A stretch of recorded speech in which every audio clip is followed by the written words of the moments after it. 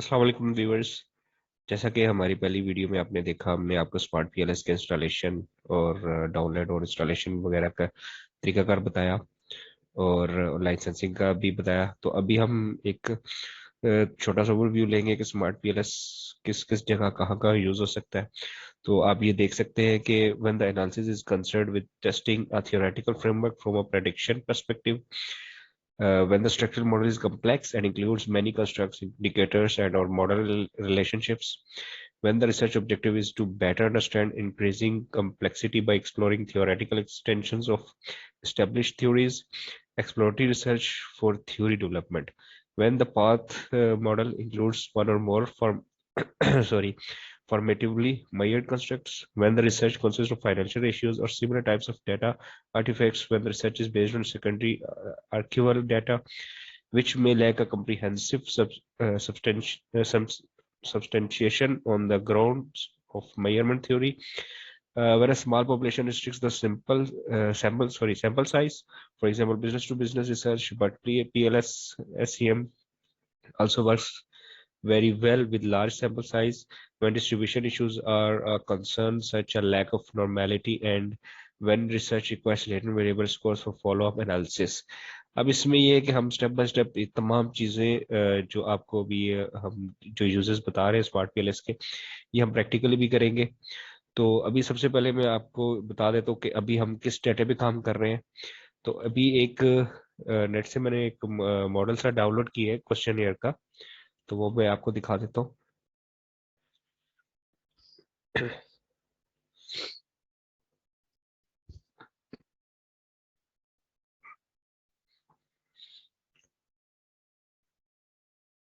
जब देख रहे हैं कि ये एक सिंपल सा क्वेश्चन है, ये सिर्फ आपको समझाने के लिए मैंने डाउनलोड किया है। इसमें देख लिया आप 5 वेरिएबल्स है: टेंजिबल्स, reliability, responsiveness, assurance, empathy.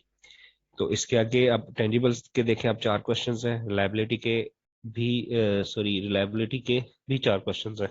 Responsiveness के 3 हैं, एश्योरेंस के भी 3 और एम्पैथी के 2 क्वेश्चंस हैं। आगे जो इनकी ऑप्शन है 7 है। बेसिकली मोस्टली 7 और 5, मोस्टली 5 यूज होता है, लेकिन 7 भी, 3 भी और इवन 2 भी यूज किया जाता है। तो अभी हम मोस्टली जो है 5 ही स्टैंडर्ड है, जो स्टैंडर्ड ऑफ 5 यूज किया जाता है। तो अभी हमारा डेटा भी 5 ऑप्शंस पे है, 5 ही का हम यूज करेंगे। तो इसमें ये है कि आप ऊपर हेडिंग में देख सकते हैं कि ये data strongly agree to strongly disagree तक है। अगर 5 में आपको ले तो उसमें इस तरह होगा कि 1 का मतलब होगा स्ट्रांगली एग्री, 2 एग्री और 3 न्यूट्रल, 4 डिसएग्री और 5 स्ट्रांगली डिसएग्री। तो हम ये 5 ऑप्शंस लेंगे उसमें। तो अभी मैं आपको डाटा भी दिखा देता हूँ।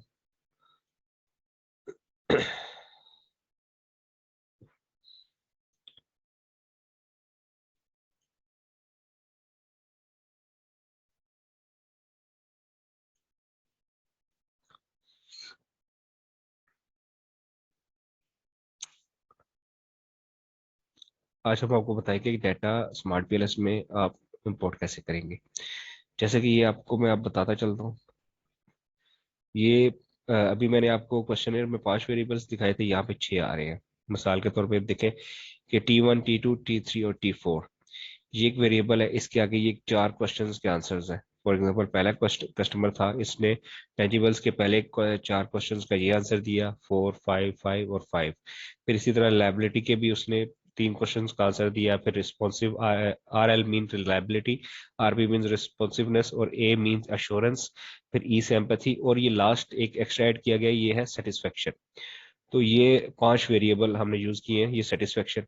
तो अब ये डाटा हमने ये क्वेश्चन फिल करवाया, ठीक है, कस्टमर से या रिस्पोंडेंट से। तो ये टोटल हमारे पास आपको मैं दिखाता हूँ, 510 आ रहा है। तो पहला जो है नेम था, तो 509 का ये हमारे पास डाटा है। 509 रिस्पोंडेंट्स का डाटा है हमारे पास, ठीक है। तो अब मैं आपको ये भी बताता चलो, ये डायरेक्ट आप इस फॉर्मेट में आप डाटा को इंपोर्ट नहीं कर सकते स्मार्ट पीएलएस में। इसका मैं आपको एक तरीका कार भी बता देता हूँ।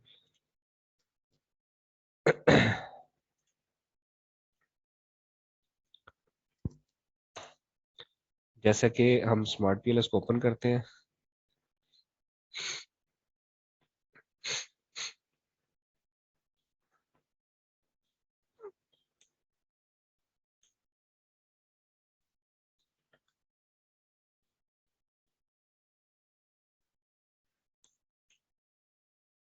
थोड़ा सा टाइम ले रहे हैं।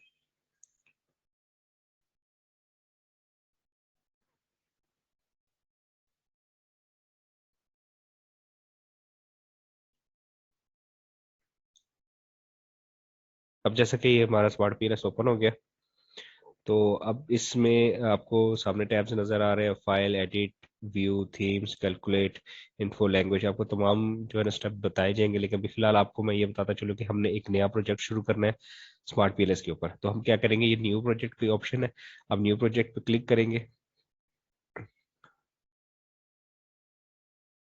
यहाँ पे आप कोई भी नाम दे दें अपने प्रोजेक्ट का, एक्स वाई जी में इसको नाम दे देता हूँ।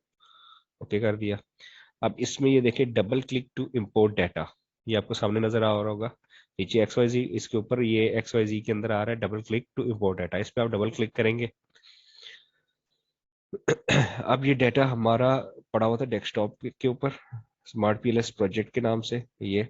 अब यहाँ पे देख लीजिए कोई चीज नहीं आ रही, बिल्कुल ब्लैंक आ रहा है, खाली आ रहा है। तो मतलब इसके मकसद की चीज यहाँ पे नहीं पड़ी हुई, जबकि हमने डाटा सेव किया था। तो अब हम क्या करेंगे, आपको मैंने बताया था कि ये डायरेक्ट इस फॉर्मेट में डाटा नहीं लेता।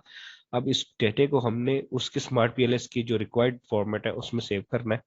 इसके लिए हम क्या करेंगे, ये हमने एक्सेल की फाइल ओपन की, सिंपल हम फाइल में जाएंगे, इसमें जाके हम सेव एज में जाएंगे। तो यहाँ पे उसी जगह आपने सेम डाटे को दोबारा सेव करना है, लेकिन फॉर्मेट चेंज करके। ये नीचे आप देखेंगे इसके एक्सेल के फॉर्मेट्स आ रहे हैं बहुत सारे। इसमें आप यहाँ पे नीचे आएंगे तो आपको नजर आएगा CSV MS DOS। आपने इस पे क्लिक करके इसको सेव कर देना है। तो ये अब सेव हो गया, अब इसको क्लोज कर दें। अब यहाँ पे ये देखिए आप दो फाइल्स आ रही है डाटा के नाम से। तो ये ऊपर वाली इस फाइल, इसको हम ओपन करेंगे।